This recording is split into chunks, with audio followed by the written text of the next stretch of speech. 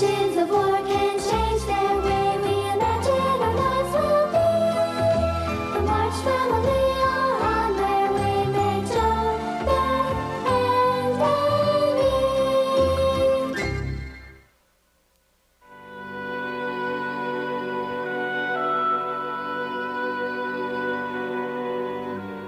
Ever since we were little, and long before we moved to Newcourt, Marmee would always look in on us before she went to bed herself. Meg's room was right at the head of the stairs, so that's where Marmee would start. Uh-oh. Good night, dear. This particular night, there was no way anyone could have known about the adventure that Meg was about to have. In fact, Meg didn't know herself. Anyway, Beth and I were sleeping soundly as Marmee made her rounds. At least I was, because nothing ever wakes me up once I'm asleep. I suppose Marmee will still be fussing over me when I'm an old lady of 20.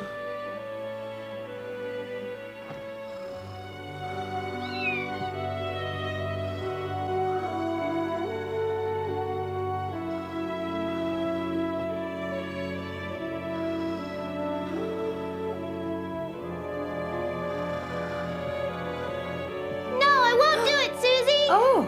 I won't do it! You can't make me give up my licorice!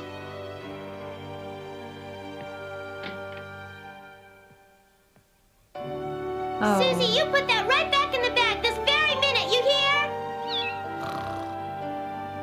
I suppose little people have their demons, too.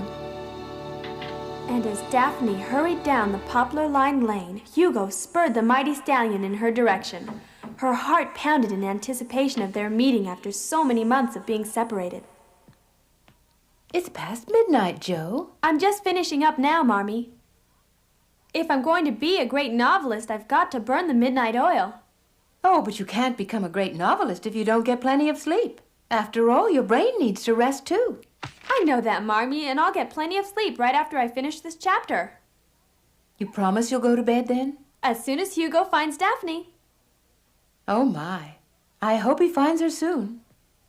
He will. Good night, Marmee. Good night, dear. And remember what I said, Joe. Mm-hmm.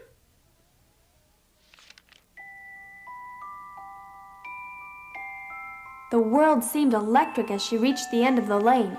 She wasted not a glance at the gamekeeper standing outside of his humble cottage. She darted through the gate as Hugo thundered to a stop and swept her into his arms. And as he placed his lips on hers, she remembered nothing but this moment. Gosh, that's beautiful. It's finished! My masterwork.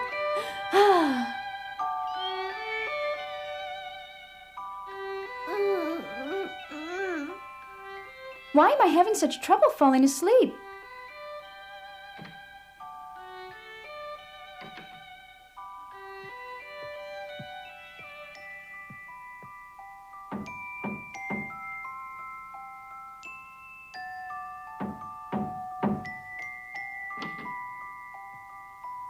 Joe, are you awake? Joe, may I come in? It's Meg. Where are you?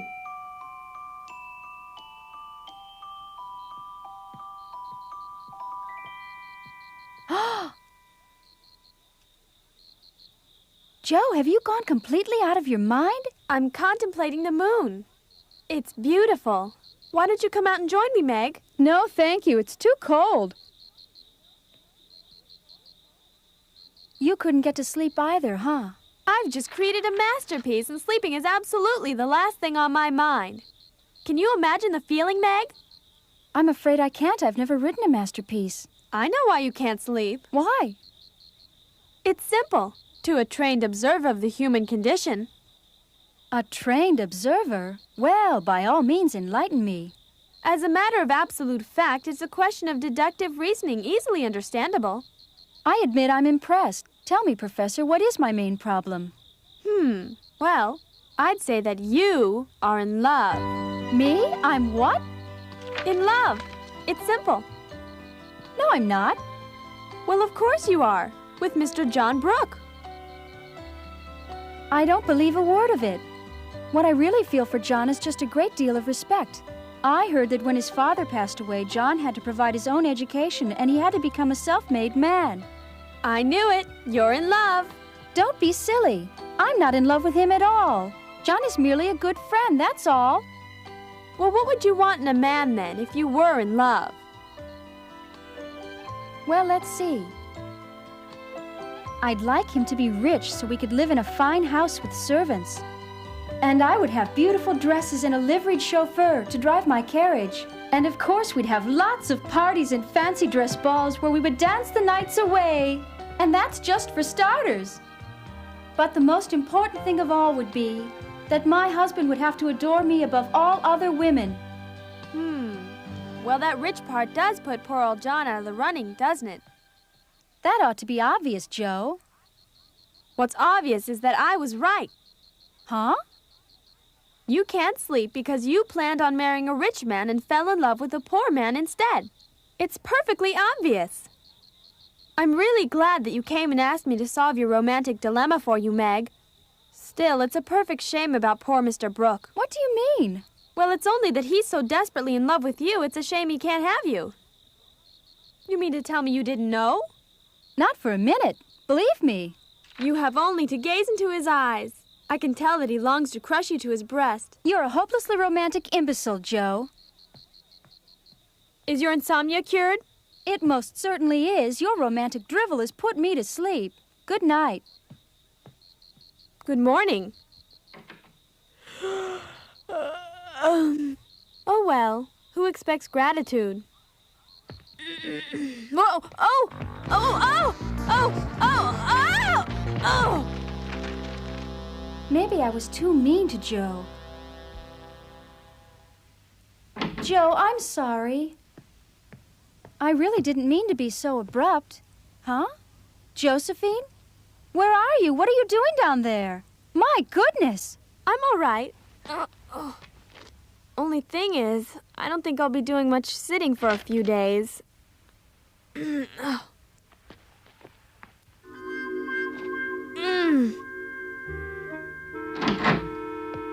hurry, I'm gonna be late. Gangway, Milky Ann.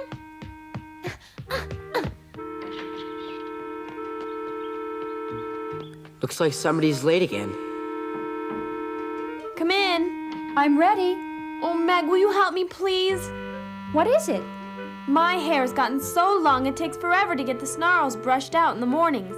Well, would you like me to brush it out for you, Joe? No, but if you like, you could take my manuscript and put it back into order for me, because it got all scrambled up when I fell off the roof last night. Could you do that for me? I'd really appreciate it if you could, Meg. Well, of course I will. I'm going to submit it to the newspaper today. Is your back feeling any better this morning? It's still pretty sore. I didn't know you were in the habit of going in and out the window, Joe. Well, it's kind of fun. Oh, Joe, you're such a tomboy. Yes, but boys do have more fun. Oh, you're outrageous. You know, your hair is so long and beautiful, I'd expect you to be, well, just a little bit more feminine. Thanks a lot. Page 7 is missing. Can't be. I'm sorry, but it is missing. It can't be. Are you sure? I double-checked, Joe. It's definitely not here. I must have overlooked it when I picked up the rest of the pages. Is this yours, Joe? I found it lying in the middle of the street. Here, Beth, let me see that. It's page 7, Meg. Good for you, Beth. Beth, you saved my life. Mwah.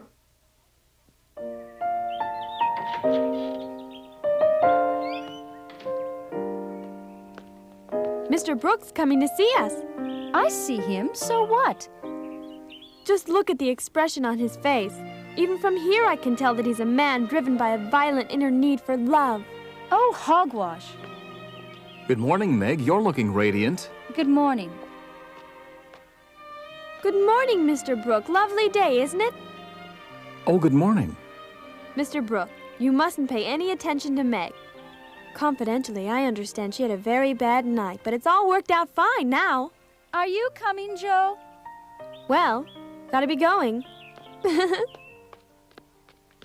You see, it's just as I suspected all along. What's that? He's so desperate to see you that he comes by the first thing in the morning. He came by because Mr. Lawrence is his employer. Well, why would he come 4 hours early for Laurie's lessons? Perhaps they've just started a different schedule. Not possible. Why? Because he's still watching us. This is perfectly preposterous. That may well be. But Meg, wouldn't it be fun to sneak just one little peek backwards to see if he's still standing out there in front of our house? I'm willing to bet he's still out there. What a vulgar thing to suggest. I'll bet you don't have the nerve to look. How can you even mention it? Well, because if you're positive he's not posted in front of our house, then there would be no harm in peeking back once. I will not stoop to such a thing. I'll close my eyes and count to 3, and then we'll both turn. Ready? 1, 2, 3, go. Well, have you got the nerve to turn around?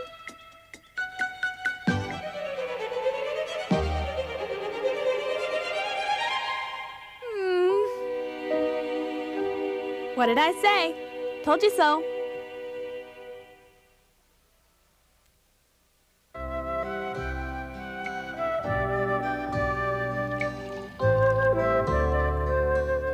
How old is Meg now? Last April she turned 17, Auntie. She still is much too young. Huh? Much too young, I tell you. And believe me, I should know. If she marries a poor man, her whole life will be spent in abject misery. Stuff and nonsense anyway, all this marriage.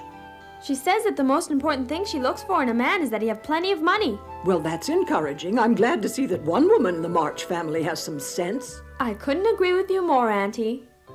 But Meg has fallen in love with a poor man. John Brooke is as poor as a church mouse. That settles it then. If any of you girls marry without my approval, I shan't leave you a farthing in my will. My family name will not be bandied about in the parlors of the poor. On that point, I am determined. Suppose one of us doesn't get married at all. Like whom? Like me. Aren't you a little premature? Tell me how old you'll be on your next birthday. 17. That's much too early, Joe. For what? It's too early to make a decision, whether to get married or not. Now, read to me, please. It's rather late for you, isn't it, Auntie? Late for what? For the excitement of romantic literature, such as The Count of Monte Cristo. It shouldn't even be considered at your age, Auntie. Don't you be impertinent. Besides, it's never too late for romance. Now read Monte Cristo. Before Albert could throw his gloves in the face of the Count, Morel seized his hand. Beecham and Renaud then held the other hand fast before he could free himself from Morel's powerful grasp. Count Monte Cristo stretched his hand and grabbed the gloves from the convulsive fingers of Albert. He said in a terrifying voice, "I assume these were meant for me. I'll soon return them together with some bullets. My vengeance will be all the sweeter by taking the additional blood of this craven young upstart." With that, he turned on his heel and strode quickly out of the ballroom. This is one mighty fine-looking house. I hope I got the right address. Well, I guess the best thing to do is just go up to the door and ask somebody.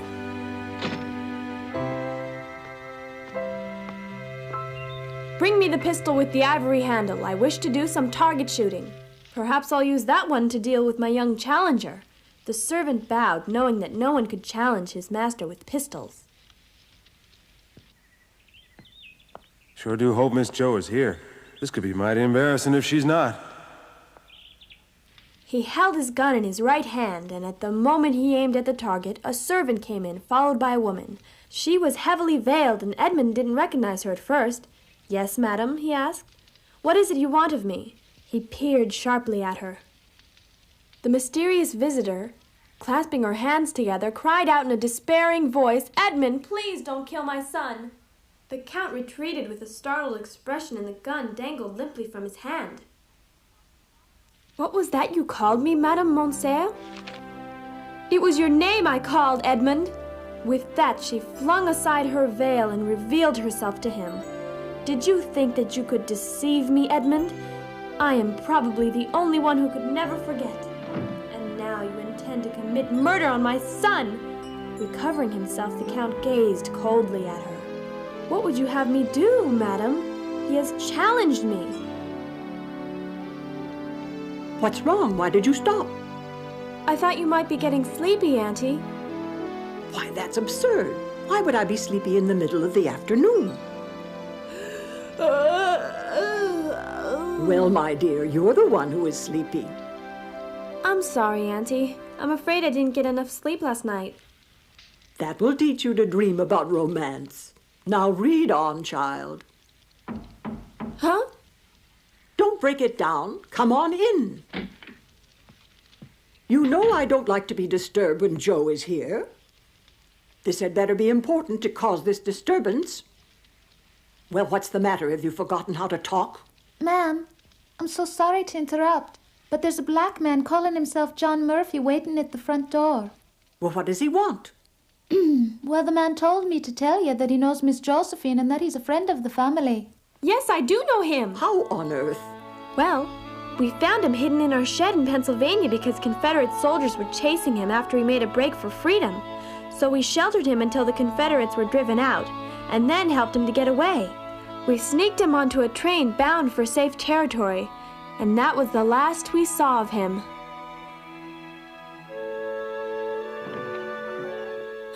My goodness! Miss Josephine, you remember me? So, you became a printer. Mm-hmm, that's the way it happened, Miss Joe. Seems like just because I could read, this man I met in Philadelphia gave me a good job in his print shop. My job was picking up type for the boss printer, for whatever manuscripts come in. Oh, John, that's wonderful. Everything's been breaking good for me ever since you folks helped me. Great, but what about your job? My boss at the print shop retired and closed down the business, so I guess I'm out of a job. Anyway, I'm free to go anywhere I want to look for another job. And is that why you came to Newcourt? Well, first because I wanted to pay back the money that your mama was kind enough to lend me. And maybe there might be some kind of print shop here that needs a man to help. John, please sit down while we're talking. I'm very good at picking type, Miss Josephine. What is that? Well, you just look at the manuscripts and pick out the necessary types, don't you know? Oh, so you're working with manuscripts. Handwritten manuscript. For instance, you might look at a novel or a short story I'd written and pick out the type they'd use to print it? And the typesetter composes them as the sentences run, and he prints them on the paper. Where have you been looking for a job? I just got into Newcourt today, Miss Joe. Well, have you got a place to stay yet?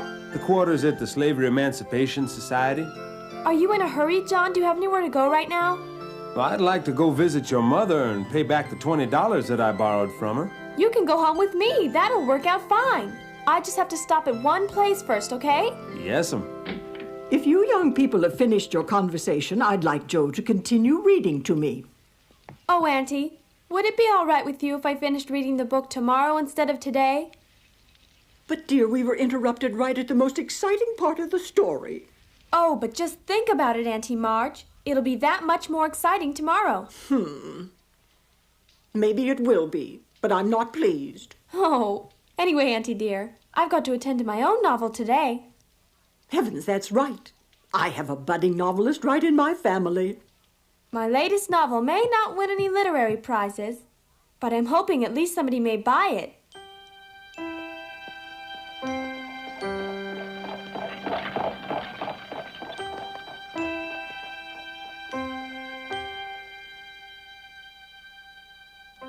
Well, I'll buy it for my own library. That's not what I want. What's the matter? My $2 isn't enough for you? No, sir. What you propose is the same thing as asking me to accept charity. I want you to publish it in your newspaper. As you no doubt know, Joe, Anthony handles all submissions to the literary department. Even if I think your work is brilliant, he has the final say about whether it gets published or not. Anthony won't like this book. He won't publish anything of mine. I wouldn't say that. I really don't know what he tells you, but to me he said, "That Jo March has a lot of talent. She'll be a great writer someday." I can't believe that he said that. As the saying goes, speak of the devil. And he shall appear. You're looking at the brightest light of the Newcourt Times. This is my friend. His name's John Murphy, and he's from Philadelphia. This is Anthony Boone. John Murphy, it's a pleasure. Anthony reported your escape in the newspaper, John. Of course. You're quite a celebrity. You escaped from the Confederates, didn't you? Yes, sir. Good. Here's Josephine's latest work. You just might like it. Yes. Let me see that. She writes well. I'll read this tonight after work. If you agree with my opinion, I would like very much to publish this one. I mentioned to her just before you came in that you've been heaping praise on her recent work. And I think that this story definitely lives up to her standards, as you'll see. Well, have you made up your mind to publish this one, Chief? No, that is, not without the express approval of my literary expert-in-chief. I just thought I'd state my opinion, that's all. So it's up to me, huh? I bow to his respect for talent. Is this your final draft? That's right. Still, I better check it over before we go ahead with it. Oh, Chief, if you wouldn't mind, would it be all right if I ask you for one more little tiny favor? What now? Do you suppose you could use my friend John here at the newspaper? He could be either a type picker or a typesetter. Well, let me see. John, would you be up to that kind of work? Yes. He's a good man, Chief. And you've been saying you need another helper. Please, sir. I know he'll work very hard. You won't be sorry. You won't be sorry. Mother will be excited to see you.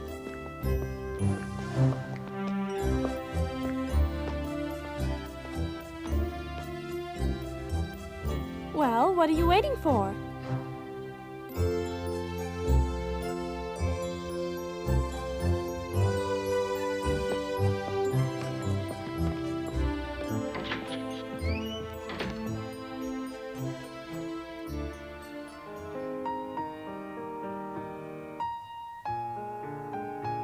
I've been waiting a long time to return this, ma'am. Thank you, John. We're all very happy that you could come back to us. Of course, none of us knew for certain until that very moment that John had made good his escape. That had been a frightening time for all of us, and I think we were all afraid he might have been recaptured. But here he was, safe and sound, and making a fine life for himself.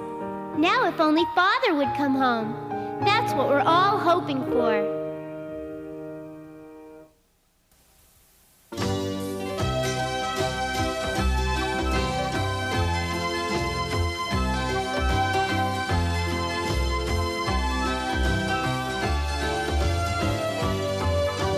Fortunes of war can shake.